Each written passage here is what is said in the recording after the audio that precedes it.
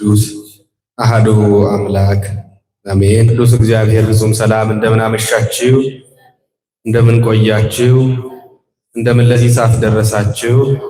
ምስጋና የባህሪ ገንዘቡ የሆነ አምላካችን ዕለት ዕለት የምንሰራውን ኃጢአታችንንና በደላችንን ሳይቆጥር ይህንን ቅዱስ ቦታ አዘጋጅቶ በዚህችም ቅድስት ዕለት ሰብስቦ እንድንማር፣ እንድንመከር፣ እንድንዘከር ሕይወታችን እንዲለወጥ የረዳን ያልተወን የሚጠብቀን የአባቶቻችን የቅዱሳን አምላክ የኔና የእናንተም አምላክ ቅዱስ እግዚአብሔር ስለማይነገር ስጦታ ሁሉ ስሙ የተመሰገነ ይሁን። ስሙ የተመሰገነ ይሁን። አሜን። አንለያትም። ለቃል መውረድ ለሥጋ ማድረግ ምክንያት የሆነች እናታችን ንጽሕተ ንጹሐን ቅድስተ ቅዱሳን አምላክ ቅድስት ድንግል ማርያም ስሟ ከምድር እስከ አርያም የተባረከና የተመሰገነ ይሁን። እግዚአብሔር ያከበራቸው እግዚአብሔርን ያከበሩት ቅዱሳኑም እንደየማይረጋቸው እንደየክብራቸው ስማቸው እንዲሁ ከፍ ከፍ ይበልልን። እንዲህ እንደ እግዚአብሔር መልካም ፈቃድ ዛሬ ዕለተ ሐሙስ ነው። ጸሎተ ሐሙስ ይባላል። የሕጽበተ ሐሙስም ነው፣ የምስጢር ቀንም ነው። ስለዚህ በዚህች ዕለት ምናልባትም በቤተ ክርስቲያን የዋላችሁ ቀኑን ሙሉ ስለዚህ ዕለት በግብረ ሕማማቱ በድርሳናቱ በገድላቱ ስንሰማ በስንክሳሩ ስናደምጥ ውለናል።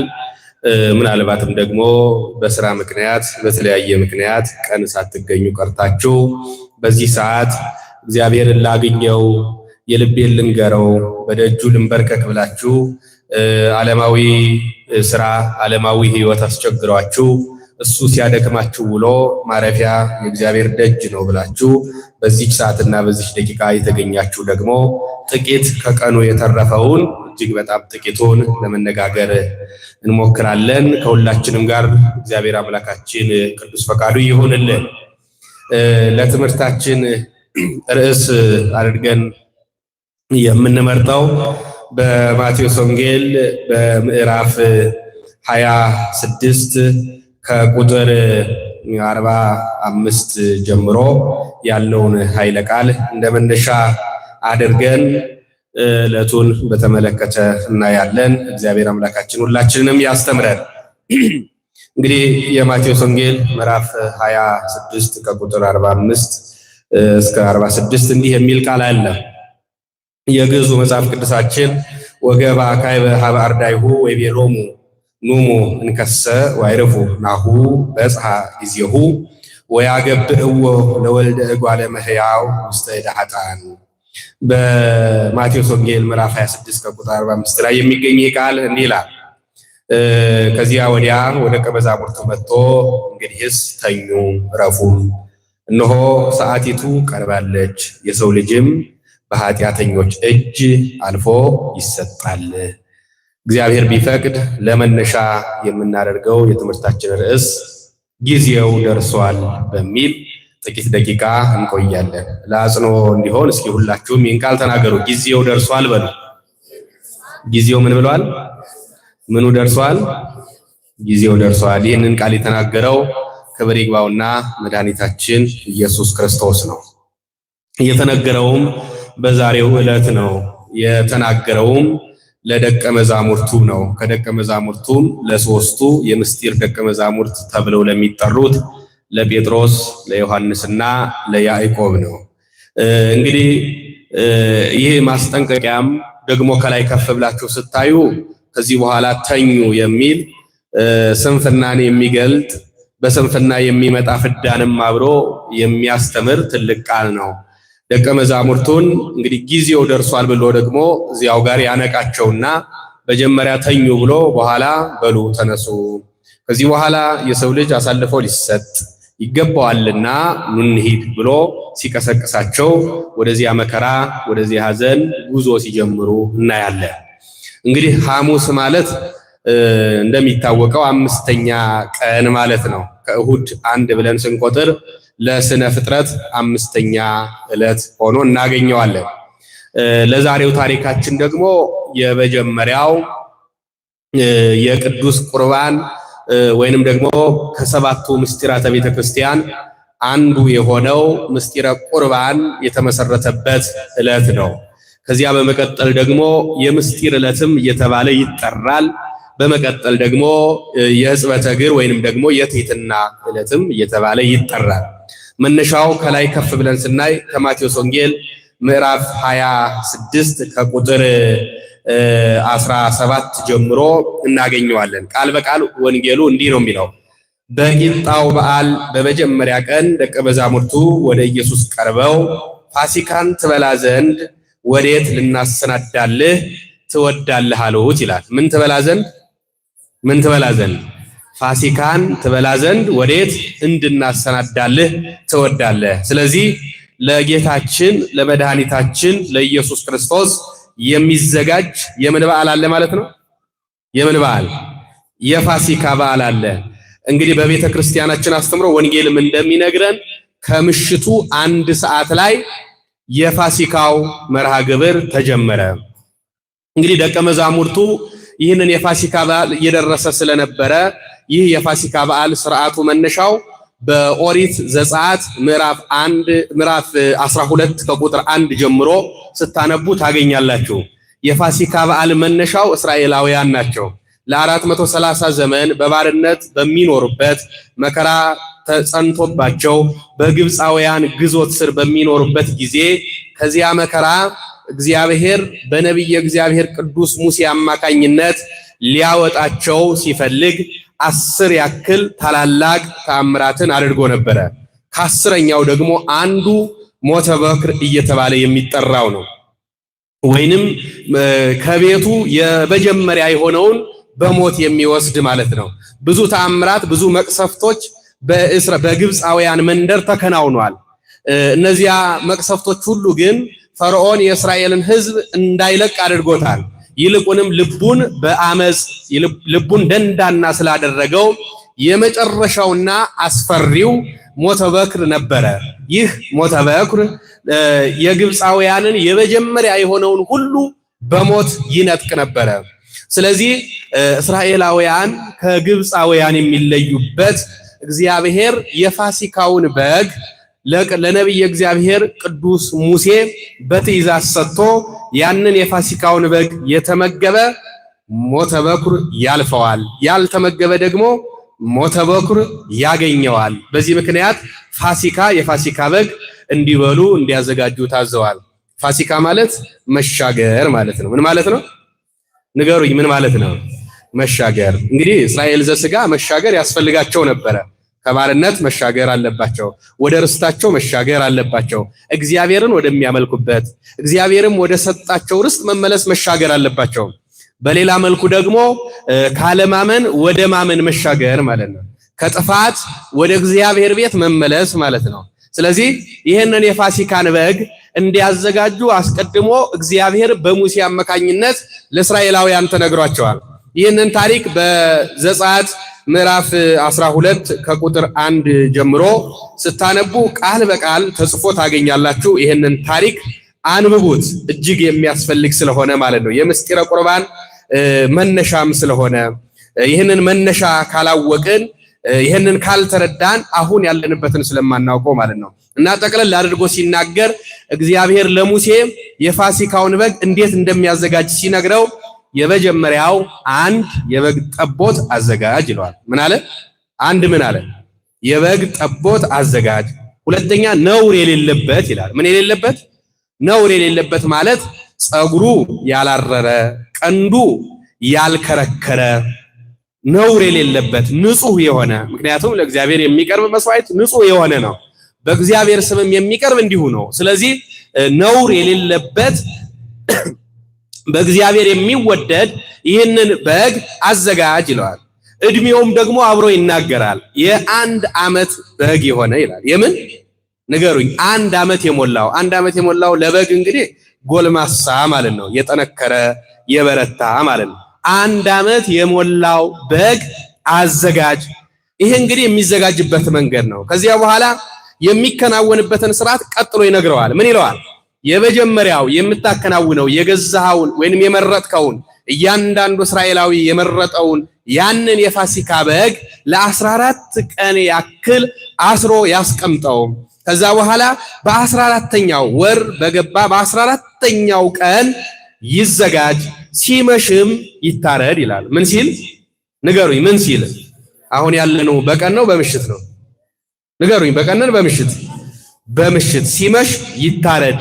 ከዛ በኋላ ከታረደ በኋላ ደሙን በወስደው ወይንም የበጉን ደም ወስደው በቤታቸው በመቃኑና በወራጁና በአግዳሚው ላይ በጉበኑና በመቃኑ ላይ ይቀቡት ይላል። የምኑን በግ? የምኑን ደም?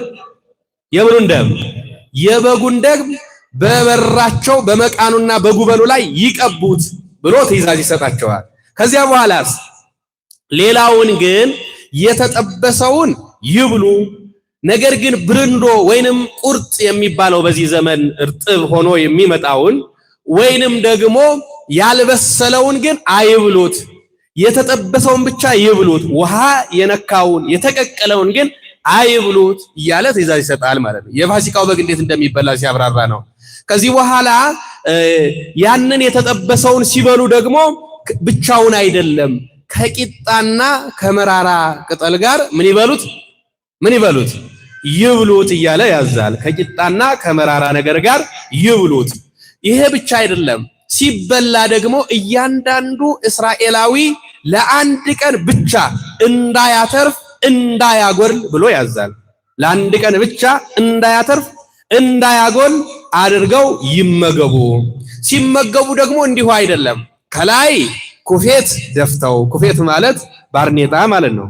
ወገባቸውን በዝናር ታጥቀው፣ ጫማ አጥልቀው ተጫምተው፣ ጫማ ተጫምተው ወገባቸውን አስረው፣ እንዲሁ ደግሞ አይደለም እየተቻኮሉ ይብሉት ብሎ እግዚአብሔር ለሙሴ ይህንን ትእዛዝ ያዛል። ክብርና ምስጋና ለስሙ ይሆንልን። ይህንን ቃል ሁላችሁም ወደ ቤታችሁ ስትሄዱ አንብቡት፣ ይጠቅማችኋል። ዘጸአት ምዕራፍ 12 የግድ የምስጢረ ቁርባን መነሻ ስለሆነ ማለት ነው። እንግዲህ ጠቅለል ስናደርገው የዚህ የበግ ምስጢር አንድ በግ የተባለ ምሳሌ ነው። ኋላ ለሐዲስ ኪዳን የተሰጠ መድኃኒታችን ኢየሱስ ክርስቶስ ምሳሌ ነው። ግን በዕለተ ሐሙስ መድኃኒታችን ኢየሱስ ክርስቶስ ፋሲካን ወዴት እናዘጋጅልህ ያሉት ይህንን ስርዓት ለመፈጸም ነው። እየሰማችሁኝ ነው? ይህንን ስርዓት ለመፈጸም የእስራኤላውያንን ስርዓት እግዚአብሔር ለሙሴ የሰጠውን ስርዓት የፋሲካውን በግ ከምሽቱ 1 ሰዓት አሁን በነገርኳችሁ ስርዓት መሰረት በሉት ይላል። ማናማ? መድኃኒታችን ኢየሱስ ክርስቶስና ደቀ መዛሙርቱ እና 1 ሰዓት ላይ ይሄ ነገር ከመመገባቸው በፊት ነው። ቀደም ብሎ ወንጌሉ እንዲህ ይለናል። ወዴት ልናሰናዳልህ ትወዳለህ አሉት። ወደ ከተማ ከእገሌ ዘንድ ሂዱ አለ። ከማን ዘንድ? ንገሩኝ። ከማን ዘንድ? ከእገሌ። ይህ ሰው አባቶቻችን ስምዖን በስምዖን ቤት፣ ከሱ ዘንድ ሂዱና አዘጋጁልኝ ይላል። ከእገሌ ቤት ሂዱና አዘጋጁልኝ። ከዛ በኋላ መምህር ጊዜ ቀርቧል አለ ይላል። ምን ይቀርቧል? ልብ በሉ። ምን ይቀርቧል? ጊዜ ቀርቧል። እስካሁን ወደፊት የሚመጣበትን ሲናገር ቆይቷል መድኃኒታችን ኢየሱስ ክርስቶስ። አሁን ግን ነገ ዓርብ ናትና ዛሬ ሐሙስ ናትና ምን ይቀርቧል አለ? ጊዜ ቀርቧል አለ መድኃኒታችን ኢየሱስ ክርስቶስ። ያ ስለኔና ስለናንተ የሚከፈል ዋጋ፣ የሚከፈል መከራ፣ የሚከፈል ሐዘን ያ ቀርቧልና ጊዜ ቀርቧል በሉት። ከዚህ በኋላ ከደቀ መዛሙርቱ ጋር ካንተ ዘንድ ፋሲካን አደርጋለሁ ይላል በሉት። ደቀ መዛሙርቱም ኢየሱስ እንዳዘዛቸው አደረጉ፣ ፋሲካንም አሰናዱ። በመሸ ጊዜም ከ12ቱ ደቀ መዛሙርቱ ጋር በማዕድ ተቀመጠ ይላል። ሲበሉም እንዲህ አላቸው፣ እውነት እውነት እላችኋለሁ እንግዲህ በዚያ የፋሲካው በግ ወይንም በዚያ ማዕድ ላይ ከተቀመጡ በኋላ መድኃኒታችን ኢየሱስ ክርስቶስ እንዲህ አላቸው ይላል፣ እውነት እውነት እላችኋለሁ ከእናንተ አንዱ እኔን አሳልፎ ይሰጣል አለ። ከእናንተ አንዱ እኔን ምን ይላል? ምን ይላል? ቀደም ብሎ ምን ብሎ ተናግሯል? ጊዜ ምን ብሏል? ጊዜ ቀርቧል ማለት ፈቃዱን ገለጠ። አሁን ፈቃዴ ነው እያለ ፈቃዱን እየገለጠ ነው ማለት ነው። ቀጠል ብሎ ግን ምን ይላል? እውነት እውነት እላችኋለሁ። እንግዲህ ከ12ቱ ደቀ መዛሙርት ጋር አስቀድሞ ሲያዘጋጁ ይሁዳ አልነበረም። ይሁዳ የመጣው ከተዘጋጀ በኋላ ነው። ቀና ከፍ ብላችሁ በዚሁ በማቴዎስ ወንጌል በምዕራፍ 26 ከቁጥር 14 ጀምሮ ስታነቡ ይሁዳ ራሱ ከተስማማ 30 ብሩን ለመውሰድ ከተስማማ በኋላ መድኃኒታችን ኢየሱስ ክርስቶስን አሳልፎ ለመስጠት ምቹ ጊዜ ይሻ ነበር ይላል።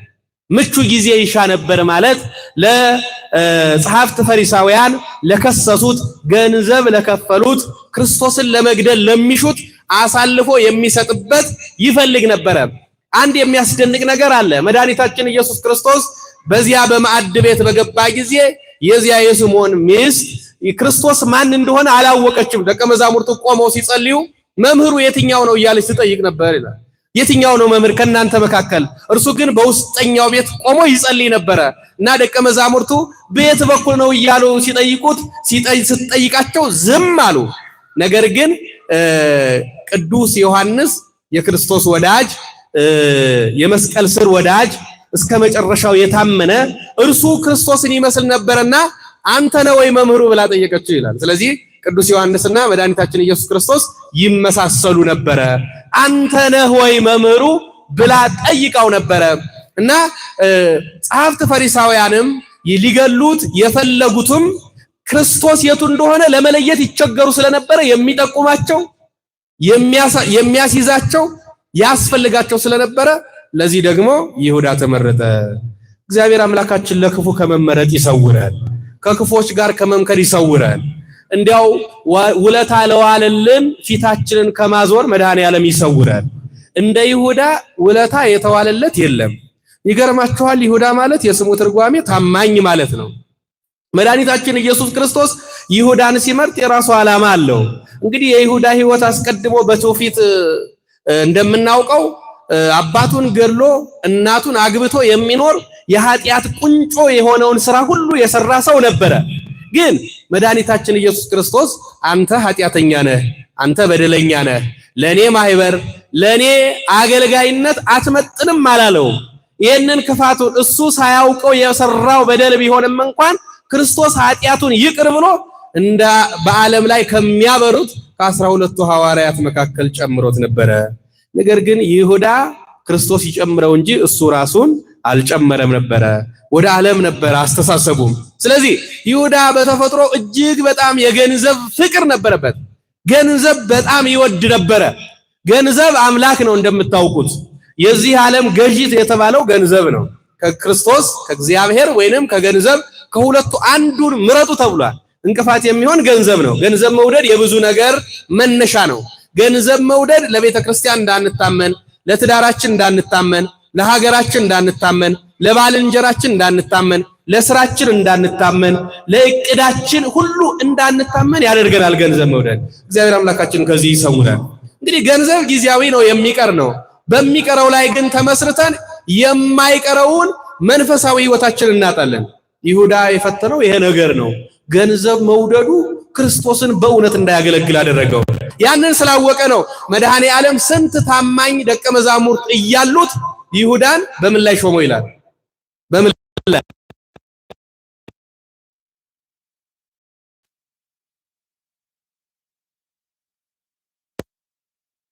ሳንችል ሲንቀር እንግዲህ ሲያገኝ ይተዋል ብሎ ክርስቶስ በዚያ በገንዘብ ላይ ስልጣን ሰጠው። እርሱ ግን ሊተወው አልቻለም። እና አንዳንድ ጊዜ እንዲህ ነው፣ ልማዳችን ወደ ሞት ያደርሰናል። ልማዳችን ከእግዚአብሔር እያራቀን ይሄዳል። እና ይሁዳ ክርስቶስ መርጦት ለክርስቶስ መታመን አልቻለም። ስለዚህ ያችን 30 ብር ይዞ የገንዘብ ሙዳዩን ይዞ እየሮጠ ወደዚያ ወደ ስምዖን የፋሲካው ዝግጅት ወደ ተዘጋጀበት ቤት መጣ። በዚያ አገኛቸው ደቀ መዛሙርቱን። ከነሱም ጋር ገባ፣ በማዕድም ተቀመጠ። ክርስቶስ አልለየውም። ይገርማችኋል፣ እኛ ኃጢአት ስንሰራ ክርስቶስ አይለየንም፣ ስንበድል አይለየንም። ከቀደሱት ጋር ይቀድሰናል፣ ከተባረኩት ጋር ይባርከናል፣ ከፍ ካሉት ጋር ከፍ ያደርገናል። እግዚአብሔር ኃጢአታችሁ ይህን ያህል በዝቷል ከኔ ራቁ ብሎን አያውቅም። እግዚአብሔር የእናንተ በደል ከነከሌ ይለያል ብሎ ከስጋው ከደሙ አለየንም። ይሁዳ ያን ያክል በደል ቢያደርስበትም እንኳን እያወቀ ያውቃልና ክርስቶስ ሲመርጠው ጀምሮ ያውቃልና አንተ ከዚህ ማዕድ ውጣ።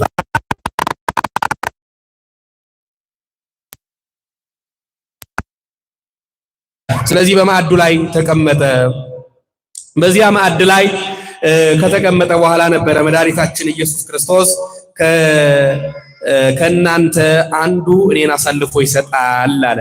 ከዚህ በኋላ ደቀ መዛሙርቱ እጅግ አዘኑ። ምክንያቱም አምነው ተከትለዋል። መታመን ለክርስቶስ ነው። ለእርሱ ያልታመነ ሕይወት ለማን ታመነ አይደለም። ይገርማቸዋል። ደቀ መዛሙርቱ ማንነት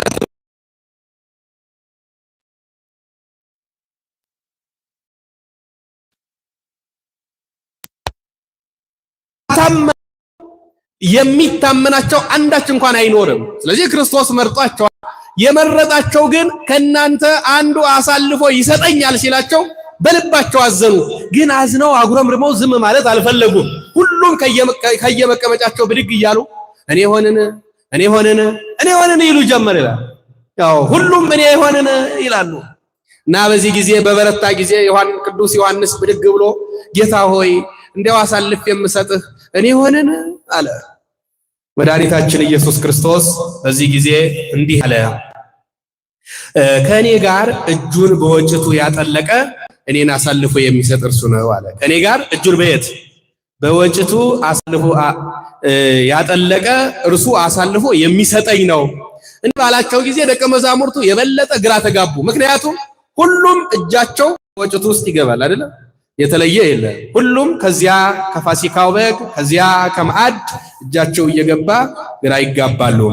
እና እሱ አሳልፎ የሚሰጠኝ ነው እያለ ሲላቸው እንግዲህ እኔ ሁላችሁም እጃችሁ በወጭቱ ውስጥ ቢገባም እንኳን እኔ በወጥ አጥቅሼ የምሰጠው እርሱ አሳልፎ ይሰጠኛል። ያን ጊዜ ይሁዳ ጠጋለና ጌታ ሆይ እኔ ሆነን አለ።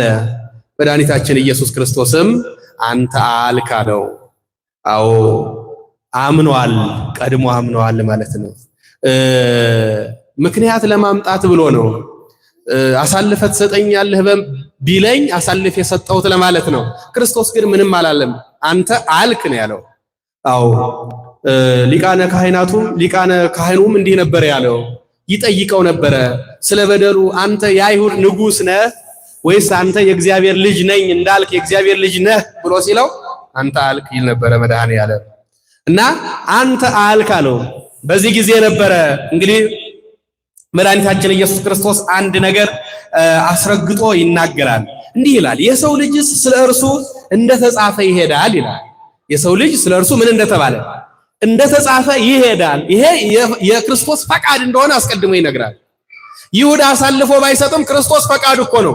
እንዲያውም አንድ ሊቅ በምሳሌ ሲናገሩ ይሁዳ ማለት የእሳት ራት ማለት ነው እያሉ ሲናገሩ ሰምቻለሁ። የሚደንቅ ምሳሌ ነው። የእሳት ራት አይታችኋል? በእሳቱ ዙሪያ ትዞርና መጨረሻዋ የት ነው? የት ነው መጨረሻዋ?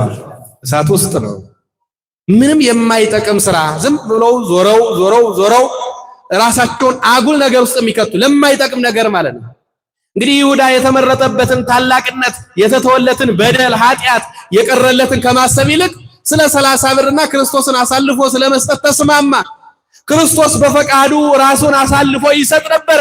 እርሱ ግን እንዲያውም አባቶች በትርጓሜ ሲያስማሙ ይሄን ነገር እንዲያውም ይሁዳ እኔ አሳልፌ ብሰጠው ኃያል ነው፣ ገናና ነው፣ ጭፍሮች ቢይዙት ድል አድርጎ ወታደሮች ቢይዙት አሸንፎ ራሱን ያድናል፣ እኔ ብሬን ለያዝ እሱ ግን ራሱን ያድናል ብሎ አስቦ ነበር ይላሉ ሊቃውንት። እንዲህ አይነት ሞኝነት በነገራችን ላይ ገንዘብን ስናስብ ሞኝ ነው የምንሆነው። ገንዘብ በራሱ እርካታን፣ ደስታን፣ እረፍትን ሰጥቶ አያውቅም። አንድም ሰው በገንዘብ አረፍኩ የሚል የለም። ገንዘብን የሚሹ ሰዎች ሞኞች ናቸው። ተመልከቷቸው። እውነት የላቸውም፣ ሃይማኖት የላቸው፣ እውነት የላቸው፣ ክብር የላቸው፣ ሞገስ የላቸው፣ በህዝቡ የተጠሉ፣ ለሀገር አይጠቅሙ፣ ለቤተ ክርስቲያን አይጠቅሙ፣ ለቤተሰባቸው አይጠቅሙ። ገንዘብ የሚወዱ ሰዎች እንዲህ ነው፣ ዝም ብለው አሳልፎ የሚሰጡ ናቸው። ከዚህ ማን ይሰውረን? መድኃኔዓለም ሁላችንን የሚሰውረን። ስለዚህ ክርስቶስ ፈቃዱ ነው። የሰው ልጅ እንደተጻፈ ይሄዳል አለ።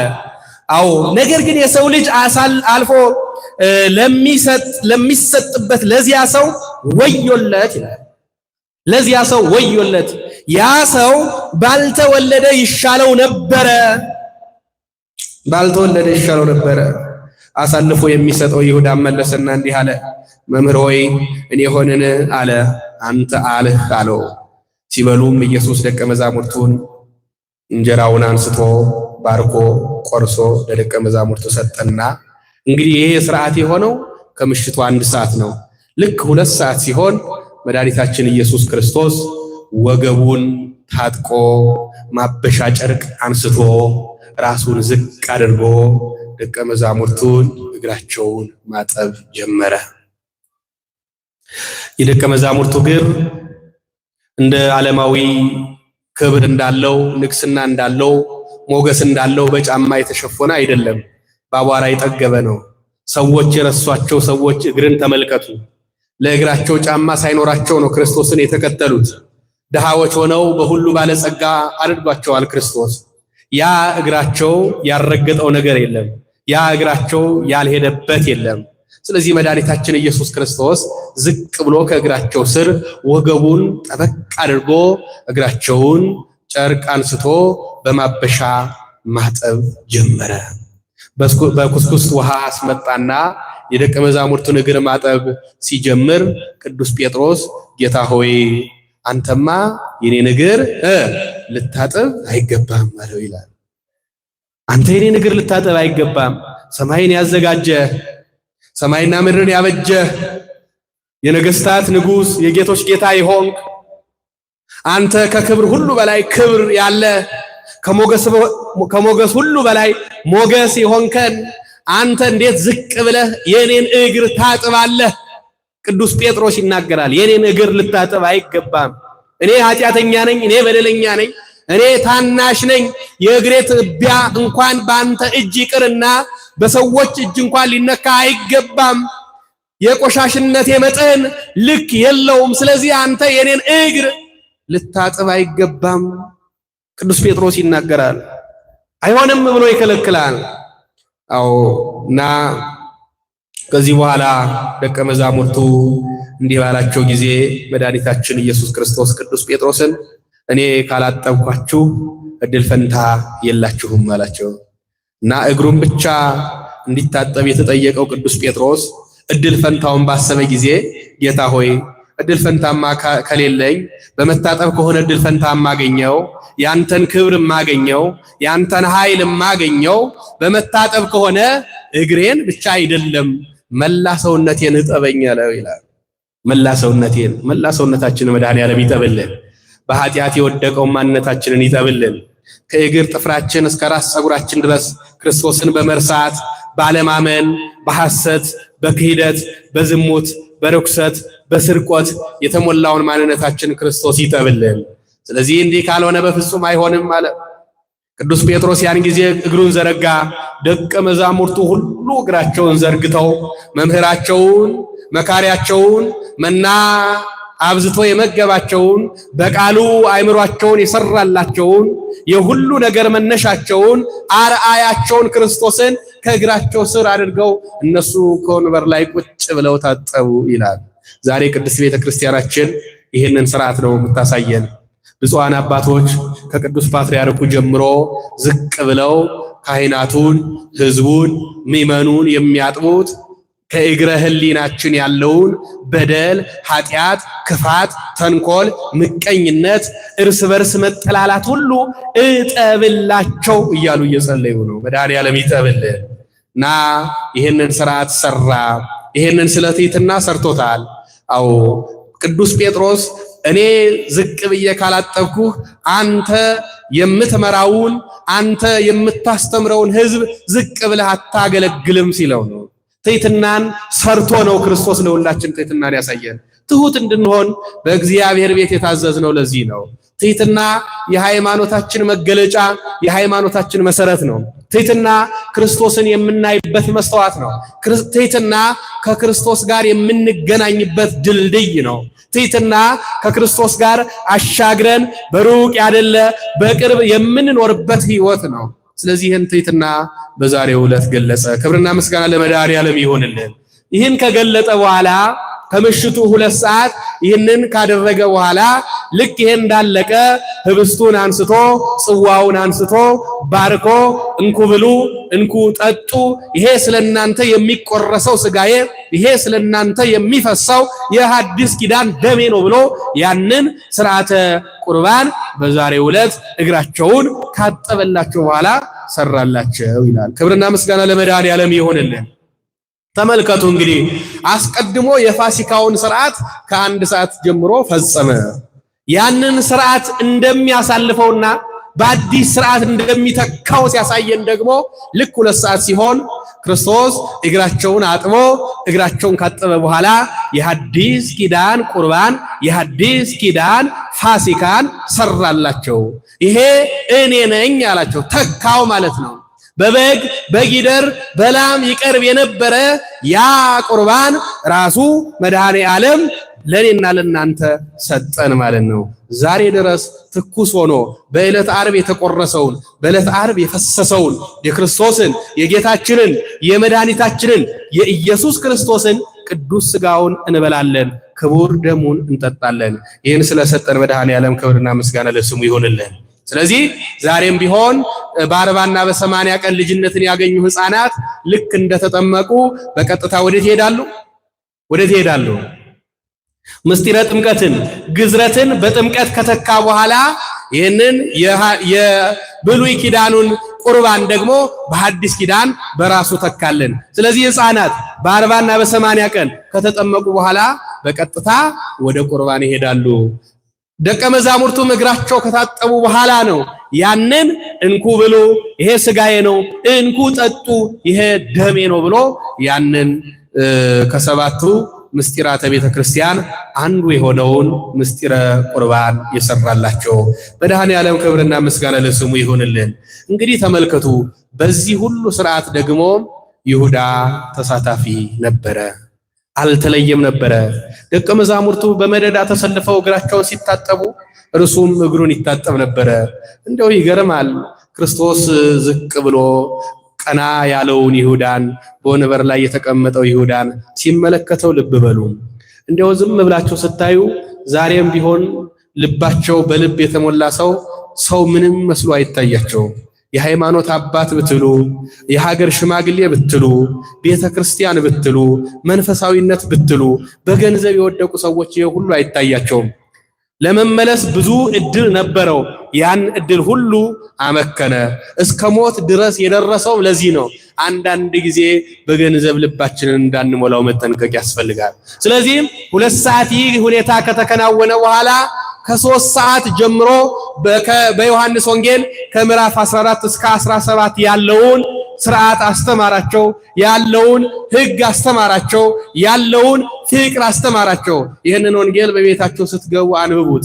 እጅግ የሚያጽናና፣ እጅግ የሚያበረታ፣ የሚያነሳሳ፣ ልብን የሚያሳርፍ ተስፋን እንዳይቆርጡ ደቀ መዛሙርቱ ለምን ገና ከፊት የሚመጣ መከራ ስላለ ማለት ነው። ይገርማቸዋል። እንግዲህ ሐሙስ ሁሉም ደገኛ ነው። እንዲያውም አሳልፎ የሚሰጠኝ ከዚህ አለ ሲል ቅዱስ ጴጥሮስ ቀደም ብሎ ይናገር ነበረ። ጌታ ሆይ እኔ እስከ መጨረሻው ካንተ ጋር ሆናለሁ ይል ነበረ። እስከ መጨረሻው ከማን ጋር ሆናለሁ? ካንተ ጋር ሆናለሁ፣ ብትሞትም እሞታለሁ ይል ነበረ። መራር ቃልን ይሰጥ ነበረ። መራር ቃል ኪዳን ይገባ ነበረ። አንተ ብትሞት አብሬ እሞታለሁ፣ አንተ ብትገደል አብሬ እገደላለሁ። ዛሬም እንዲህ የሚሉ ብዙ ሰዎች አሉ። በበጎ ጊዜ ቤታችሁ ሲሞላላችሁ፣ ሀብታችሁ ሲጠራቀምላችሁ፣ ሰውን የምትረዱ ሰውን የምትጠቅሙ መስለው ሲያዩዋችሁ ሰዎች ይመጡና አንተንማ እስከ ሞት ድረስ አልለየህም ይላሉ። አንዲት የመከራ ዘለላ ስትመጣ ግን አንድም ሰው ከኛ ጋር አይቆምም። ግን ከኛ ጋር ማን አለ? ለዚህ ነው ሰዎች ልባቸው የሚሰበረው ሐሳባቸውን በሰው ላይ ይጥላሉ። ክርስቶስ ይህንን አስተምሮናል። እንግዲህ ተመልከቱ ያን ያክል ደቀ መዛሙርቱ ያን ያክል የታመኑለት አንዳንዶቹ በልባቸው ሹመትን ፍለጋ አንዳንዶቹ በልባቸው ሳይሰሩ ሳይወጡ ሳይወርዱ መብል መጠጥን ማግኘት ምቾት አንዳንዶቹ ክብርን ፍለጋ አንዳንዶቹ ከመምህር ጋር መታየትን መምህር ያስመስላልና መምህር ለመምሰል ብዙ የተመሰቃቀለ ሐሳብ በልባቸው ነበረ። ስለዚህ መድኃኒታችን ኢየሱስ ክርስቶስ እንዲበረቱ የዮሐንስ ወንጌል ከምዕራፍ 14 እስከ 17 ያለውን አስተማራቸው ይላል፣ መከራቸው ይላል። ከ3 ሰዓት ጀምሮ በቤተ ክርስቲያናችንም ለቤተሰብ የምታዘው ጸሎት አላት። የስንት ሰዓት ጸሎት ማለት ነው? የስንት ሰዓት ጸሎት ትጸልያላችሁ? እንጸልያለን። እስኪ ከስንት ሰዓት ጀምራችሁ ነው የምትጸልዩት? 1 ሰዓት 1 ሰዓት ዜና ነው። 2 ሰዓት ምንድነው? ራት ይበላል። 3 ሰዓት ምንድነው? ቲክቶክ ይቀጥላል። 4 ሰዓት ምንድነው? ኳስ ይኖራል ወይ ደግሞ ፊልም ይኖራል። እስከ 5 ሰዓት አያልቅም እያሳለፍን እንሄዳለን። 6 ሰዓት እንቅልፋችን ይመጣል። ጠዋት የነግህም ጸሎት የለም። 1 ሰዓት 2 ሰዓት ረፈደ። በዚያ ላይ ራቅ ያለ ስራ ያለን ሰዎች ትራንስፖርት ያስቸግረናል።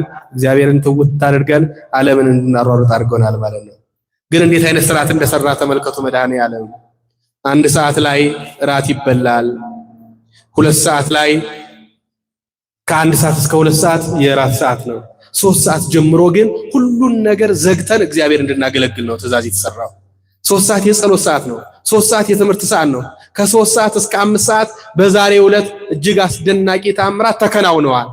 ግን ይሄ ለኔና ለእናንተ ማሳያ ነው።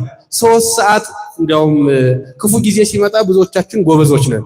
የኮሮና ጊዜ 3 ሰዓት ላይ ሰው ስልኩ ትዝ አይለው፣ ቴሌቪዥን ትዝ አይለው፣ ሁሉም ቆሞ ያለቅስ ያዝን ነበረ። ዛሬስ ተመችቶን ነው? ደልቶን ነው? ዛሬስ ሞልቶልን ነው? ዓለም የምንፈልገውን ሰጥታን ነው? ዛሬስ ተመችቶን ነው? ተውት። እንደ ስጋችን ላይ ጎልብን ይችላል። እንዲያው ለመሆኑ እንደ ሃይማኖት እንደ መንፈሳዊነት አልጎደለብንም? ዛሬ የእግዚአብሔር ረድኤት አያስፈልገንም? ዛሬ የእግዚአብሔር ቸርነት አያስፈልገንም? ዛሬ ከእግዚአብሔር ጋር ልንቆምበት የሚያስፈልግበት ጊዜ አይደለም? እግዚአብሔር አምላካችን በጎ ልቦና ለሁላችን ያድለን። ስለዚህ ሁላቸው ከርሱ ጠጡ፣ ስለ ብዙዎች ለኃጢአት ይቅርታ የሚፈስ የአዲስ ኪዳን ደሜ ነው። ነገር ግን እላችኋለሁ በአባቴ መንግሥት ከእናንተ ጋር ከዚህ ከወይን ፍሬ አዲሱን እስከምጠጣበት እስከዚያ ቀን ድረስ ከዛሬ ጀምሮ አልጠጣውም አለ ይላል። ከዛሬ ጀምሮ ምን አለውም? አልጠጣውም። ስለዚህ እቺ የመጨረሻዋ እራት ነች ማለት ነው። እንዴት ትናፍቃለች! ሰው እንኳን አገር ለቆ ሊሄድ ሲል የመጨረሻዋን ሰዓት ለማሳለፍ እንዴት እንታገላለን? መድኃኒታችን ኢየሱስ ክርስቶስ የመጨረሻዋ እራት ይች ነች። የመጨረሻዋ የሐዋርያቱ የጋራ ምሽት ይች ናት። እንዴት አይነት ውድ ጊዜ ናት! እንዴት አይነት የምትናፍቅ ጊዜ ናት ይች ምሽት! እንዴት አይነት በሐዋርያቱ ልብ ውስጥ ታተማ የምትኖር ነች! ምክንያቱም ሰላም አላት በውስጧ። ሞት ከፊቷ ቢኖርም በውስጧ ግን አንድነት ነበራት። ሞት ከፊቷ ቢኖርም በውስጧ ግን ተስፋ ነበራት። አይዟችሁ የሚል የማጽናኛ ቃል ነበረ። አዎ ከዚህ በኋላ ደቀ መዛሙርቱን 4 ሰዓት ሲሆን ወደ ጌቴሴማኒ ይዟቸው ወጣ። ይሄንን ሥርዓተ ቁርባን ከፈጸሙ በኋላ እየዘመሩ ነው የሚለው። ወደ ጌቴሴማኒ ወጡ። የጸሎት ቦታ ነው። በዚያ 3ቱን ደቀ መዛሙርት ይዞ ወጣ። ጴጥሮስን፣ ዮሐንስን፣ ያዕቆብን በዚያ ይዟቸው ወጣ። በዚያም መድኃኒታችን ኢየሱስ ክርስቶስ እንዲህ ይላል ከቁጥር 30 ላይ ስታነቡ በዚያን ጊዜ ኢየሱስ በዚያች ሌሊት ሁላችሁ በእኔ ትሰናከላላችሁ፣ እረኛውን እመታለሁ፣ የመንጋውን በጎች ይበተናሉ የሚል ተጽፏልና ከተነሳው በኋላ ግን ወደ ገሊላ አቀድማችኋለሁ አላቸው ይላል። እንግዲህ ተመልከቱ፣ እረኛውን እመታለሁ፣ ምኑ ይበተናል አለ? መንጋው ይበተናል። እጅግ የሚያሳዝን ቃል፣ ተስፋ የሚያስቆርጥ ቃል። የሰበሰበን መሪ ያልነው ሲመታብን፣ እረኛ እንደሌላቸው ስንበተን አስቡት። ደቀ መዛሙርቱን ይላል እረኛውን እመታለሁ፣ መንጋው ይበተናል። ነገር ግን ይላል መድኃኒታችን ኢየሱስ ክርስቶስ ይህ ተጽፏል፣ ነገር ግን በገሊላ ቀድማችኋለሁ አላቸው። ጴጥሮስም መልሶ ሁሉም በአንተ ቢሰናከሉ እኔ ከቶ አልሰናከልም አለው ይላል። ሁሉ በአንተ ቢሰናከሉ እኔ ከቶ ባንተ አልሰናከልም ይላል። መንጋው ሲበተን የማልሰናከለው እኔ ብቻ ነኝ አለ። አዎ ሁሉም ሊሄድ ይችላል። እንዲህ ነው እኮ የምንለው። አንዳንድ ጊዜ በጣም ወዳጅ የሆንን መስሎ ሲታየን አይ እነ ከሌን ተዋቸው እኔን ግን እንደነሱ አታየኝም እንላለን። እነ ከሌን ተያቸው እኔ ግን ከነሱ ለያለሁ እንላለን። የምንብሰው ግን እኛ ነን። ይገርማቸዋል። የባሰው እኮ ቅዱስ ጴጥሮስ ነው። አዎ ስለዚህ እኔ ካንተ በፍጹም አልለይም እንዲህ ባለው ጊዜ እውነት እልሃለሁ ከዚህች ሌሊት ዶሮ ሳይጮህ 3 ጊዜ ትክደኛለህ አለ ይላል። የሚገርም ነው። ከሁሉም ተለይቼ ካንተ ጋር እሞታለሁ እያለ የልቡን አይደለም ያፉን ነው የሚናገረው ማለት ነው። ሰዎችን ለዚህ ነው ማናምናቸው። አንደበታቸው ገሎናል። አንደበታቸው አጽናንቶን ልባቸው ገሎናል። ያው በአንደበታቸው አለሁልህ አለሁልሽ ብለውን በልባቸው ግን ቀብረውናል። ቅዱስ ጴጥሮስ ከአንደበቱ አንቅቶ ይናገራል፣ ከልቡ ግን ፍርሃት ገና አልወጣለትም። ከሰው ጋር በወዳጅነት ለመጽናት ይገርማችኋል ፍርሃትን ማስወገድ ያስፈልጋል። ፍርሃትን ማስወገድ ያስፈልጋል። ፈሪዎች ስንሆን ጥለን እንሄዳለን። ብዙ ጥለናቸው የሄድናቸው ወዳጆቻችን አሉ። ጀግና ነን አለን ብለን እነሱ ታመው በአልጋ ላይ ሲወድቁ፣ እነሱ ነግደው ኪሳራ ላይ ሲወድቁ፣ እነሱ ተሹመው ከሹመታቸው ሲወርዱ በመንገድ ላይ እንኳን ሰላም ለማለት ፊታችንን አዙረን የሄድንባቸው ብዙዎች አሉ። አዎ በአንደበታችን ግን አለን ብለን ነበር። ልክ እንደ ቅዱስ ጴጥሮስ ጌታ ሆይ እኔ ማንም ቢበተን እኔ ካንተ በፍጹም አልለይም ብሎ ነበረ። ግን ጌታችን መድኃኒታችን ኢየሱስ ክርስቶስ ተናገረ፣ ዶሮ ሳይጮህ 3 ጊዜ ትክደኛለህ። ጴጥሮስ ካንተ ጋር መሞት እንኳን የሚያስፈልገኝ ቢሆን ከቶ አልክድህም ይለዋል። አስቀድሞ 3 ጊዜ ትክደኛለህ እያለው አሁንም አያደምጥም። በሞቅታ ጊዜ የምናወራውን ብቻ ነው የምናስታውሰው።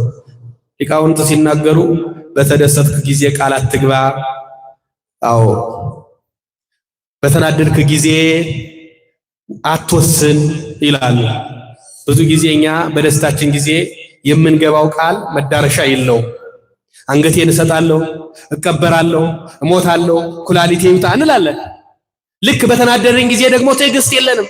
እፈልጠዋለሁ፣ እቆርጠዋለሁ፣ ከተደብቆ የነበረውን እግዚአብሔር የሸሸገለትን በደም ሳይቀር አውጥተን አደባባይ ላይ እናወጣዋለን። ክርስትና ሕይወት ወዳጄ በደስታም ጊዜ በመጠን በሐዘንም ጊዜ በመጠን መኖር ነው። ስለዚህ እንደ ቅዱስ ጴጥሮስ 3 ጊዜ ትክደኛለህ ያለው መምህሩ ኢየሱስ ክርስቶስ ሁሉን አዋቂ የሆነው የሚሸሸግ የሌለው ሁሉን የሚያውቅ መድኃኔ ዓለም እርሱ 3 ጊዜ ትክደኛለህ ያለው መሞትም ካለብኝ አብሬ እሞታለሁ ይላል። ለዚህ ነው ንስሐም አንገባው። ችግራችን እየተነገረን ችግራችንን ማድመጥ አንፈልግም። እኛ የምንናገረው ብቻ እንዲሰማልን እንፈልጋለን። ከዚህ ማን ይጠብቀን? መድኃኔ ዓለም ሁላችንንም ይጠብቀን። ስለዚህ እንዲህ ባለ ጊዜ ካንተ ጋር መሞት እንኳን የሚያስፈልገው ቢሆን ከቶ አልክድህም ብሎ በተናገረ ጊዜ ደቀ መዛሙርቱ ሁሉ ደግሞ እንዲሁ አሉ ይላል። እንዲሁ አሉ። አው መንጋው እንደሚበተን እየተነገረ እነርሱ ምን አሉ? እኛም እንደ ቅዱስ ጴጥሮስ እንደ መሪያችን እንደርሱ አብረን እንሞታለን።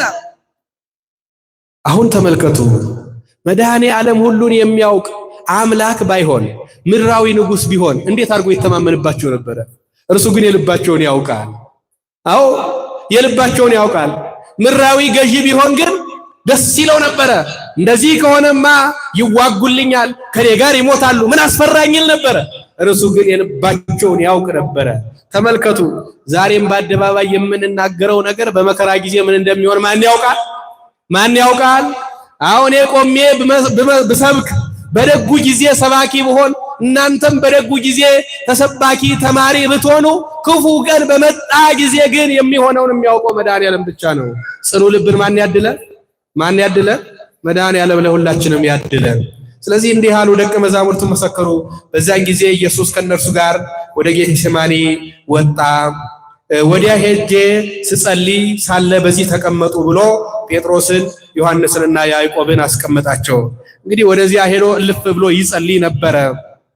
ከምሽቱ 3 ሰዓት ይሄንን ካስተማራቸው በኋላ 4 ሰዓት ሲል ከነሱ ራቅ ብሎ እየሰገደ ይጸልይ ነበረ ይላል። ነጭ ላብ ከአካሉ እየወጣ እየቃተተ እየሰገደ ይጸልይ ነበረ።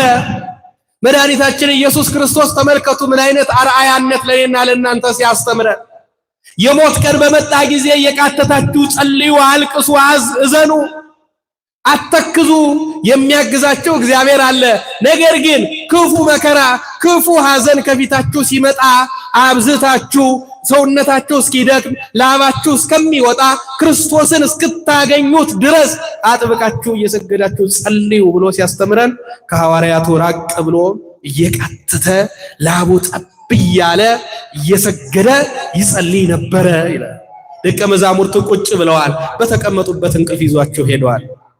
አንዳንድ ጊዜ ተመልከቱ፣ እንቅልፋም የምንሆነው ነገ የሚሆነውን ስለማናውቅ ነው። ወይንም የተነገርነውን መረዳት ሲያቅተን ነው። የተነገርነውን መረዳት ማወቅ ሲያቅተን ክርስቶስ እየተናገረ ነው። ጊዜው ደረሰ እያለ ነው።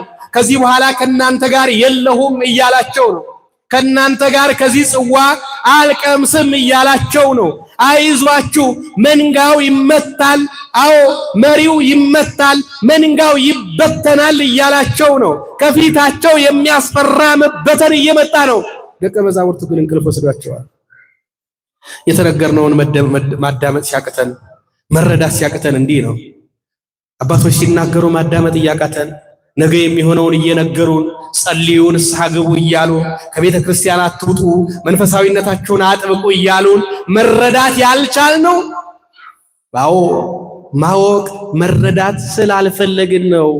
ክርስቶስ እየተናገረ እነርሱ ግን ረስተው እንቅልፋቸውን በዚያ በጌቴሴማኒና መድኃኒታችን ኢየሱስ ክርስቶስ በጣለና ትግሁ ወጸልዩ ከመ ኢትባኡ ውስተ መንሱት፣ ወደሚያስፈራ ወደ መከራ ከመግባታችሁ በፊት ትጉና ጸልዩ ይላቸው ነበረ።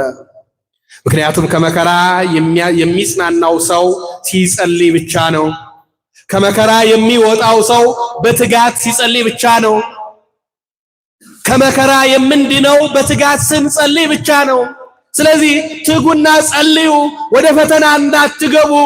እኔ እንደዚህ የምሆነው ነገ የሚመጣው መከራ ስለናንተ የምከፍለው ዋጋ ከፊቴ ስላለ ነው።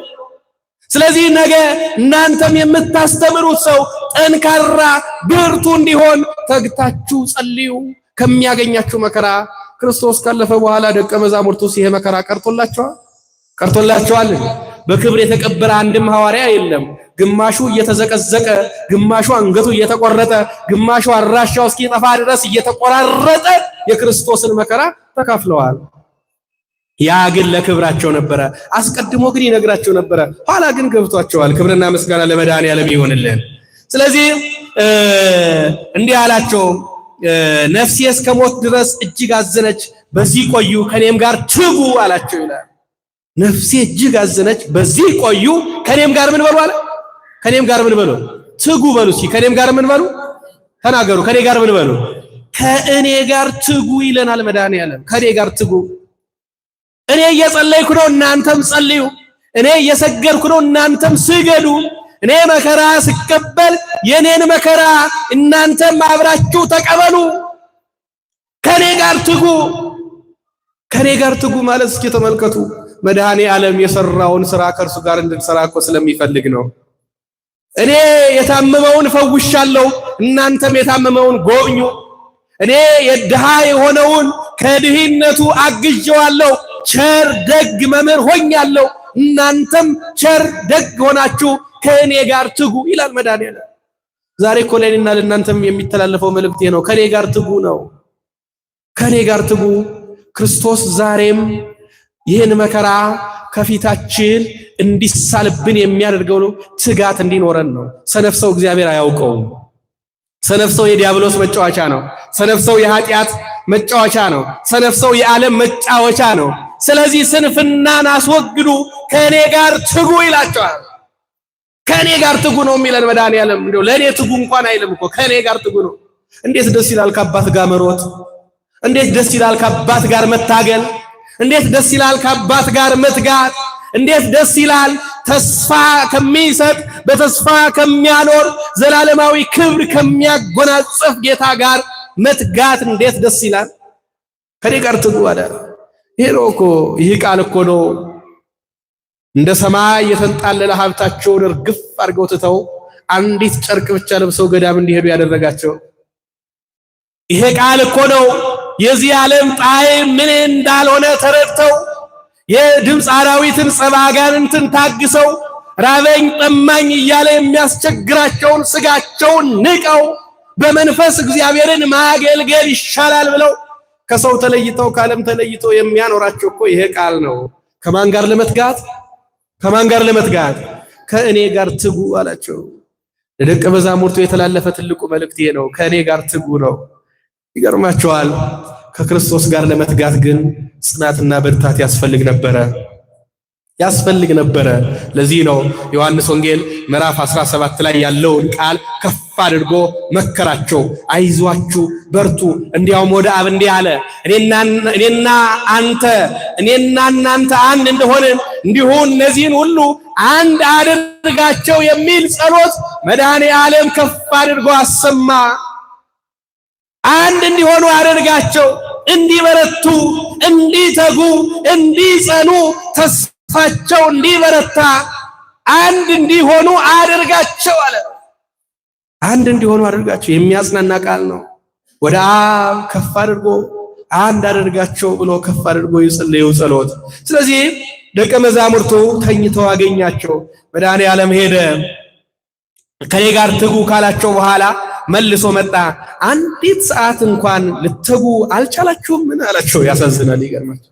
ተመልሶ ሲመጣ ደቀ መዛሙርቱ እንቅልፍ እያላቸው ነው። ትጉ ብሎ ነግሯቸው አጽንቶ ነገ የሚሆነውን እየነገራቸው እነርሱ ግን ምን እያላቸው ነበረ? እንቅልፍ ተኝተው ነበረ። አሁን ዛሬ ይውላችሁ እንዲህ ነው፣ ትኝት ያልነው። አባቶች ቤተክርስቲያን ሁልጊዜ ትጉ ጸልዩ ትላለች። ዓለም እያሳየችን ነው። ወዴት እንደሚሄድ እኮ እያየን ነው ወገኖቼ። የሚያጓጓው ነገር ሁሉ ከንቱ እንደሆነ እየተረዳን ነው። የሰላም ወሬ እየሰማን አይደለም። ዓለም መርጋት አቅቷታል። በዚህች ዓለም ላይ ደግሞ ዲያብሎስ ሰልጥኗል። መቼ ነው ታዲያ እኔና እናንተ የምንተጋው? ልክ እኔና እናንተ ደግሞ እያንቀላፋን ነው። እንቅልፋም ቤቱን ያዘርፋል። እንቅልፋም ከሰው በታች ይሆናል። እንቅልፋም የፈለገው ሰው እንደፈለገ ይጭነዋል። ዛሬ ያለው ሰው ሁሉ በእኛ ላይ የሚጭንብን እኔና እናንተ እንቅልፋሞች ስለሆንን ነው። ስለዚህ ይሄንን ገሰጻቸው መድኃኔዓለም። እንዴት ለአንዲት ሰዓት እንኳን ከኔ ጋር መትጋት ያቅታቸዋል አለ። እሱ እኮ ገና እንደ ጠፈር የሚረዝም ለአእምሮ የሚከብድ ለትውልድ ለመንገር የሚያስቸግር መከራ ከፊቱ አለ። ያችን የጸሎት ሰዓት ግን ከእርሱ ጋር እንድንሆን ይፈልጋል ወገኖቼ። እርሱ ያንን ጦር እንድንወጋለት፣ ያንን መከራ፣ ያንን መስቀል እንድንሸከምለት አይደለም የሚፈልገው። መድኃኔዓለም የሚፈልገው ጥቂት ሰዓት ከመከራ በፊት ከእርሱ ጋር እንድንተጋ ነው። ለኔና ለእናንተ የሚከፈለው ዋጋ ከፊቱ ቁጭ ብሎ እርሱ ግን ስለ ትጋት ያስተምር ነበረ። መድኃኔዓለም ክብርና ምስጋና ለስሙ ይሆንልን። ስለዚህ ከእኔ ጋር አንዲት ሰዓት እንኳን ልትጉ አልቻላችሁም? ወደ ፈተና እንዳትገቡ ትጉና ጸልዩ። መንፈስስ ተዘጋጅታለች፣ ስጋ ግን ደካማ ነው አለ። መንፈስ ምን ብላለች? ተዘጋጅታለች። ስጋ ግን ምንድነው? ደካማ ነው። እንዴ ተመልከቱ። መንፈስ ሁል ጊዜ ዝግጁ ናት፣ ስጋ ግን ደካማ ነው። እኔና እናንተ የምናገለግለው ለደካማው ስጋ ነው ወይስ ለተዘጋጃችሁ መንፈስ ነው? ንገሩኝ። አሁን ዛሬ እንኳን ሕማማት ላይ ሆነ እናቶቻችን ወገባቸውን ጥብቅ አድርገው አስረው ከአንዱ ገበያ ወደ አንዱ ገበያ የሚያሳስበን ጨው ስንት ገባ፣ በርበሬ ገባ፣ የዶሮው ነገር፣ የቅርጫው ነገር፣ የምኑ ነገር እያል ዛሬ እንኳን ክርስቶስን እንዳናስብ በሱ ስም ዲያብሎስ እየፈተነን ነው። ተመልከቱ። በትንሣኤው ስም ዲያብሎስ እየፈተነን ነው። ክርስትና የመብል የመጠጥ ህይወት አይደለም። ዛሬ ድሃ ከሀብታም እየተለየ አንድ አማኝ ክርስቲያን ሆኖ ሳለ አንዱ ስለበጉ ሌላው ስለበሬው እያሰበ ክርስቶስን ግን ማሰብ አልቻልንም። ጥቂት ሰዓት እንኳን መትጋት ማለት ይሄ ነው። አዎ ብንበላው አብሮን አይከተለን። አምናም ለፍተናል፣ ሐቻምናም ለፍተናል፣ በላነው፣ ረሳነው። የማይረሳው ክርስቶስ ብቻ ነው ወገኖቼ። ጥቂት እንኳን መትጋት ማለት ይሄ ነው። እንደው በሕማማቱ ስንቶቻችን ተግተን ይሆን? ስንቶቻችን ደረታችንን እየደቃን ሰግደን ይሆን? ስንቶቻችን ስለ ኃጢአታችን እያለቀስን እየተጸጸትን እያነባን እያዘንን ክርስቶስን ለምነነው ይሆን? ስንቶቻችን ስለተረሳው ማንነታችን ክርስቶስ ሆይ አንሳን ብለን ጠይቀነው ይሆን? እኛ ግን ዛሬም ረፍት አጥተናል ወገኖች። ማረፍ አልቻልንም። ዛሬ መትጋት አልቻልንም። ዛሬ መንፈሳዊ መለየት አልቻልንም። ዛሬም ልባችን ይሮጣል። ዛሬም ተጓዦች ነን። መድኃኔዓለም ልቦናችንን ይመልስልን። ስለዚህ ትጉና ጸልዩ፣ ሥጋ ደካማ ነው አለው። ደግሞም ሁለተኛ ሄዶ ጸልይና መድኃኔዓለም እንዲህ አለ፣ አባቴ ብትችል ይህች ጽዋ ከኔ ትለፍ አለ። ይህች ጽዋ ምን ትበል? ከኔ ትለፍ አለ። አዎ ይህ የሚያስፈራ ሞት ከፊቱ አለና አባቶቻችን በትርጓሜ ሲናገሩ ይሄንን መከራ ሲመጣባችሁ ልዳፈር አትበሉ፣ ለመከራ ራሳችሁን አታዘጋጁ፣ መከራው ከመጣ ግን መድኃኔዓለም ይረዳችኋል ትጉ ብሎ ሲነግረን መከራን መዳፈር አያስፈልግም። አጉል ጀብድ ወቅቱን ያልጠበቀ ዋጋ መክፈል ያመጣልና በቦታችሁ ጸንታችሁ ተገኝታችሁ ለሚመጣ መከራ ግን ክርስቶስ ያግዛችኋል፣ ተግታችሁ ጸልዩ ብሎ ሲያሳየን ሲመክረን ነው። በሌላ መልኩ ፍጹም አምላክ ፍጹም ሰው ነው። እንደ ሰውነቱ ሞት ያስፈራዋል፣ እንደ አምላክነቱ ግን ሞትን ድል አድርጎ ይነሳልና ይሄንን ሲያስተምር፣ ስለዚህ አባት ሆይ ብትችል ይህች ጽዋ ከኔ ትለፍ አለ። እንዲህ አይነት ጸሎት በመከራ ጊዜ በሐዘን ጊዜ ሁላችንም ይህንን ጸሎት እየጸለይን ልናሳልፈው የሚገባው የመከራ የችግር ጊዜ እንዳለ ሲነግረን ነው። ስለዚህ እየቃተተ ብትችል ይህች ጽዋ ከኔ ትለፍ ብሎ አብዝቶ ከምሽቱ ስንት ሰዓት ላይ ነን? ስንት ሰዓት ላይ ነን? ከቃሉ ጋር ናችሁ? አይ ያው መቼም እንግዲህ ለእሁድ እኮ አሁን እያሰባችሁ ነው። ግድ የላችሁም ተውት። እሱ መቼም የቤት ነገር እኮ አይሞላም። እኔም እናንተም እኩል ነው የምናስበው። በነገራችን ላይ ቀዳሽ የለም አስቀዳሽ የለም። ሁሉም ስለዚህ ምድር ነው የሚያስበው። ሁሉም ቤተሰብ አለው፣ ስለ ቤተሰቡ ነው የሚያስበው። ለእግዚአብሔር መስጠት ስለተውን ነው ወገኖቼ። ለእግዚአብሔር መስጠት ትተናል። ሁሉ በእኛ ብቻ የሚሟላ እየመሰለን ነው። ስለዚህ ጥቂት ከማን ጋር እንትጋ? ከመድኃኔዓለም ጋር እንጠጋ። ቅዱስ ፈቃዱ ይሁንልን። ስለዚህ ፈቃድ ትሁን እንዲህ አለ። ታልፍ ዘንድ የማይቻል እንደሆነ አለ ፈቃድ ትሁን አለ። ደግሞ መጥቶ ዓይኖቻቸው በእንቅልፍ ከብደው ነበርና ተኝተው አገኛቸው ይላል። ለሶስተኛ ጊዜ ሲመጣ ምን ብሎ አገኛቸው? እንዲያው ደጋግሞ መድኃኔዓለም መጥቷል። የመጨረሻ ሰዓትም ተኝቶ እንዳያገኘን መድኃኔዓለም ይርዳን። ተኝተን እንዳያገኘን ማን ይርዳን? እግዚአብሔር አምላካችን ሁላችንም ይርዳን። ደቀ መዛሙርቱ እንቅልፋቸውን አልቻሉትም። ያችን መከራ አላሰቧትም። መከራ ብትኖርማ እንቅልፍ የለችም አይደለም። ቀድመን ብናውቅ ኖሮ እንደው የሞቱን ቀን የሚያውቅ ሰው ቢኖር ኖሮ ይተኛ። ነገ ትሞቻለሽ ትሞታለህ ብትባል ዛሬ ተኝተህ ታድራለህ? እንግዲህ አላቅም። ምናልባት ተኝተን የምናደር ከሆነ ብሶብናል ማለት ነው። ስለዚህ ደግሞም ትቷቸው ሄደ ይላል። እንግዲህ ሁለት ጊዜ ትጉና ጸልዩ አለ። በሶስተኛው ግን ምሉላቸው ሄደ፣ ትቷቸው ሄደና ሶስተኛም ያንኑ ቃል ደግሞ ጸለየ። ከዚያ ወዲያ ወደ ደቀ መዛሙርቱ መጥቶ እንዲህ አላቸው ይላል። ልክ 5 ሰዓት ሲሆን እንግዲህስ ተኙ እረፉ፣ እነሆ ሰዓቲቱ ቀርባለች አላቸው ይላል።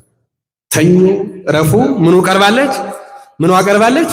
ይኸውላችሁ እግዚአብሔር ልጆች ሰዓቱ ከደረሰ በኋላ መጸለይ ትርጉም የለውም። እወቁት ይሄንን። ያቺ የመጨረሻዋ ሰዓት ከደረሰች በኋላ ብንሰግድ ላባችን ጠብ እስኪል ብንጮህ ዋጋ የለውም። የመትጋት ጊዜ ዛሬ ነው። የመጸለይ ጊዜ ዛሬ ነው። መንፈሳዊ ሕይወት የመኖር ጊዜ ዛሬ ነው። ዛሬን ካልተጠቀምንበት ዳግም እድል አናገኝም። ስለዚህ ለሶስተኛ ጊዜ መጥቶ ትጉና ጸልዩ አላላቸው፣ ተኙ አላቸው። ግን ተኙ ያላቸው በስጋ እንቅልፍ እንዲወስዳቸው አይደለም። አዎ ያን ሰዓት ሲቃትት ከሱ ጋር አለመቃተት ያሳዝናል። ያን ያክል ሰዓት ከፊቱ ወዙ እስኪረግፍ ድረስ ያንን ጸሎት ሲጸልይ ከእርሱ ጋር አለመትጋት ያሳዝናል። ይገርማቸዋል። ዛሬም እኮ እስኪ አባቶቻችንን ተመልከቷቸው። ከምሽቱ 2 ሰዓት ጀምረው እግራቸው ቀጥ አድርገው ቆመው ጌታ ሆይ እያሉ እየጸለዩ ድምፃቸውን ከፍ አድርገው እየጸለዩ እያደሩ፣ እኛ ግን ምንም አይመስለንም። እግዚአብሔር አምላካችን ማስተዋሉን ያድለን። እንዲህ እኮ ነው እንቅልፍ ላይ ነን እኛ። እንዲያውም አንዳንዶቻችን ከኛ አልፈን የኛን ስንፍና ለአባቶቻችን መስጠት እንፈልግና እንዲያው ቄሶቹ አይደክሙም ትላላችሁ አይደል? ቄሶቹ አይደክሙም ትላላችሁ። ቄሶቹ አይደክሙም። ማን ከነርሱ ጋር ስላለ? ማን ስላለ? እግዚአብሔር ከሁላችን ጋር ይሁን። ስለዚህ እንግዲህ ተኙ ረፉ፣ ሰዓቲቱ ቀርባለች፣ የሰው ልጅም በኃጢአተኞች እጅ አልፎ ይሰጣል። ተነሱ እንሂድ፣ እነሆ አሳልፎ የሚሰጠኝ ቀርቧል አላቸው። ያ ሰው ማን ነው? አሳልፎ የሚሰጠኝ ይሁዳ፣ እጁን ከወጭቱ ጋር ከኔ ጋር አብሮ የሰደደ በሐዋርያነት የተመረጠ። ብዙ ጊዜ ትልልቅ ሰዎች የሚከዱት ባመኗቸው ሰዎች ነው። እኛም የምንከዳው ባመናቸው ሰዎች ነው። ጠላቶቻችንን መጠንቀቅ እንችላለን። ያስቸገሩን እኮ ወዳጆቻችን ናቸው። ወዳጆች ያልናቸው ብዙ ጊዜ አሳልፈው ይሰጡናል። በበጎ የሳሙን፣ በሰው ፊት ስለኛ በጎ ነገር የተናገሩ፣ በልባቸው ግን የሚገሉበትን ቢላዋ የሳሉ ሰዎች ገለውናል። ከሰው በታች እንድንሆን አድርገውናል። ህሊናችንን ሰብረው ራሳችንን ዝቅ አድርገን ተዋርደን እንድንኖር አድርገውናል። መድኃኒታችን ኢየሱስ ክርስቶስ ግን ቀድሞ ያውቃል። ግን የመረጠው ይሁዳ እርሱ አሳልፎ ሊሰጠው በግራና በቀኝ አሰልፎ ጭፍሮችን፣ ጸሐፍት ፈሪሳውያንን ከዮሐንስ ለመለየት የሚቸገሩትን ለይቶ ይሰጣቸው ዘንድ አስከትሎ መጣ። ይህንንም ገና ሲናገር ከ12ቱ አንዱ ይሁዳ መጣ ይላል። ከእርሱም ጋር ብዙ ሕዝብ ሰይፍና ጎመድ ይዘው ከካህናት አለቆችና ከሕዝቡ ሽማግሌዎች ዘንድ መጡ። አሳልፎ የሚሰጠውም የምስመው እርሱ ነው፣ ያዙት ብሎ ምልክት ሰጥቷቸው ነበረ። ወዲያውም ወደ ኢየሱስ ቀረብ ብሎ መምህር ሆይ ሰላም ላንተ ይሁን ብሎ ሳመው ይላል።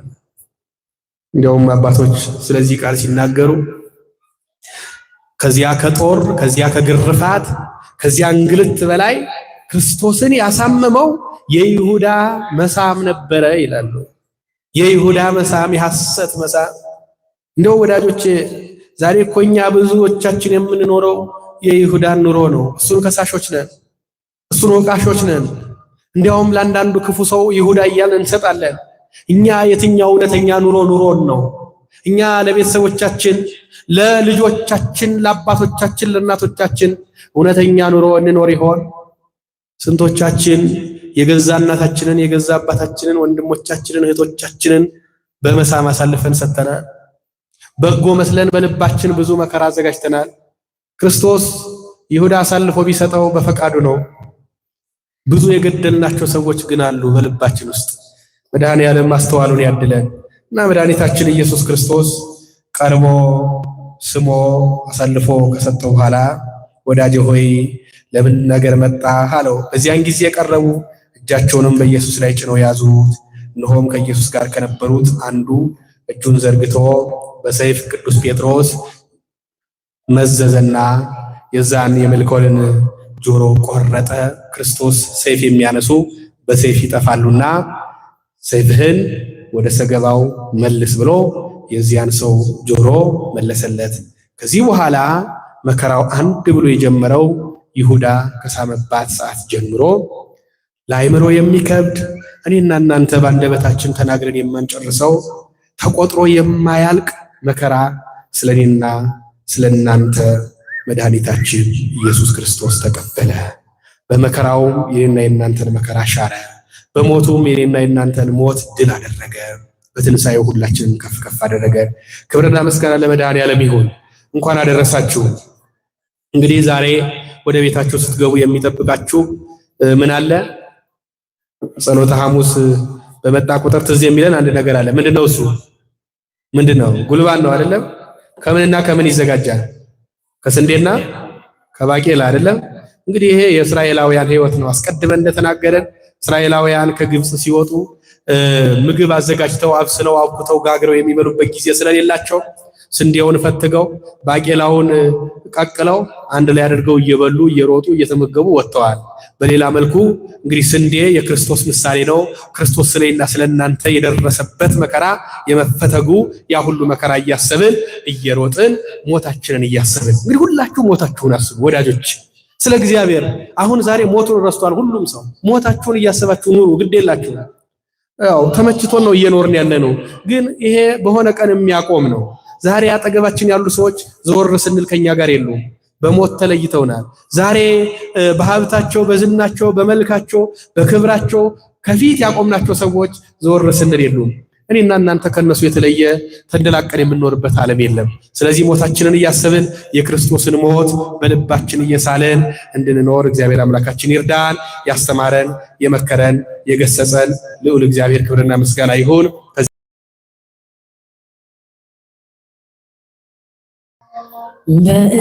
በዕፀ መስቀል ላይ በዚያ አደባባይ በዕፀ መስቀል ላይ በዚያ አደባባይ አምላክ ሆይ ጌታ ሆይ ተንገላታዊ አምላክ ሆይ አምላክ ሆይ ጌታ ሆይ ተንገላታዊ መስቀል አስይዘው ኪርያላይሶን ወደ ጎልጎታ ኪርያላይሶን ሲገርፉ ሲያዳፉ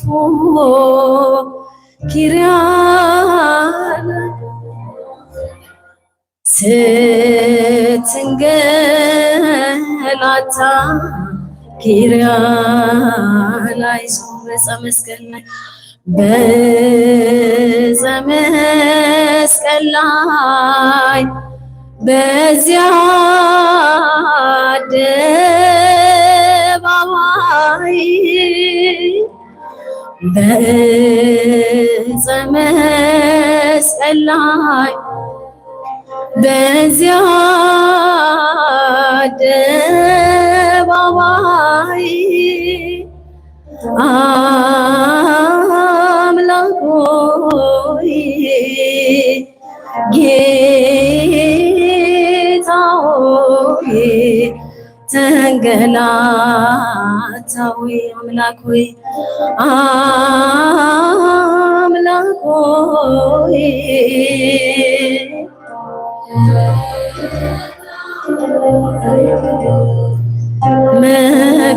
መከራዬ ሆይ ያንን አቀበት ኪርያላይሶን ያንን ዳገት ኪርያላይሶን ጀርባ ተገርፎ ኪርያላይሶን ስትቃትት ኪርያላይሶን በዕፀ መስቀል ላይ በዚያ አደባባይ በዕፀ መስቀል ላይ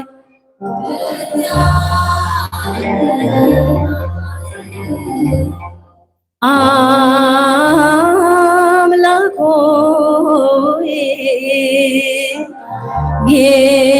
ጌታ ሆይ ተንገላታዊ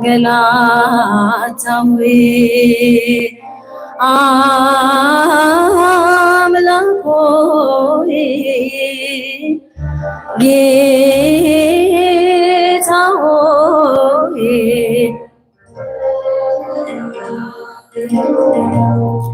አንተን ያዩ ኪርያላይሶን ሴቶች ሲያለቅሱ ኪርያላይሶን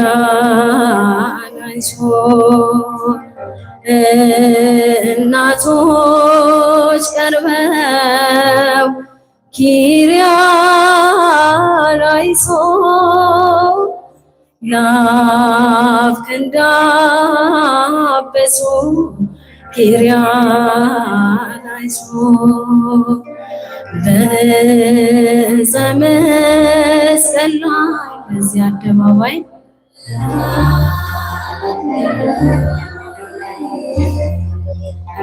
በዕፀ መስቀል ላይ በዚያ አደባባይ አምላክ ሆይ ጌታ ሆይ ተንገላታሁ አምላክ ሆይ ጌታ ሆይ አየሆይ መስቀል አስይዘው ኪርያላይሶን እንዲያ ሲያዳፉ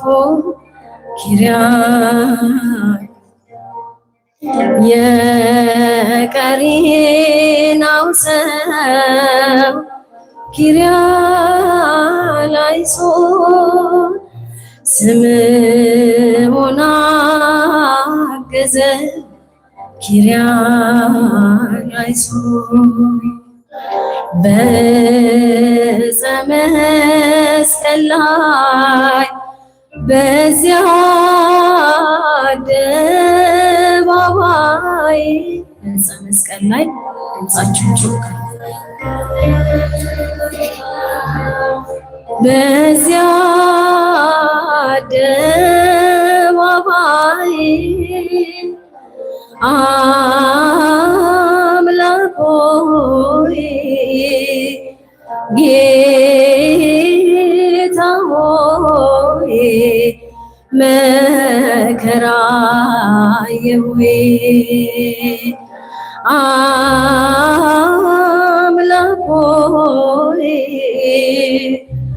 ጌታ ሆይ ታሆይ ያንን አቀበት ኪርያላይሶን ያንን ዳገት ኪርያላይሶን ጀርባ ተገፎ ኪርያላይሶን ስትቃትት ኪርያላይሶን በዕፀ መስቀል ላይ በዚያ አደባባይ በዕፀ መስቀል ላይ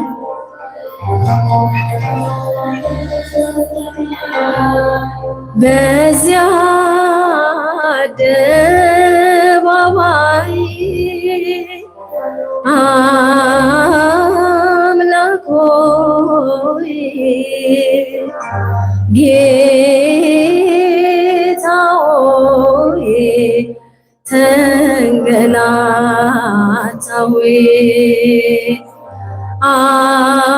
አምላክ ሆይ ጌታ ሆይ መከራዬ ሰምቼ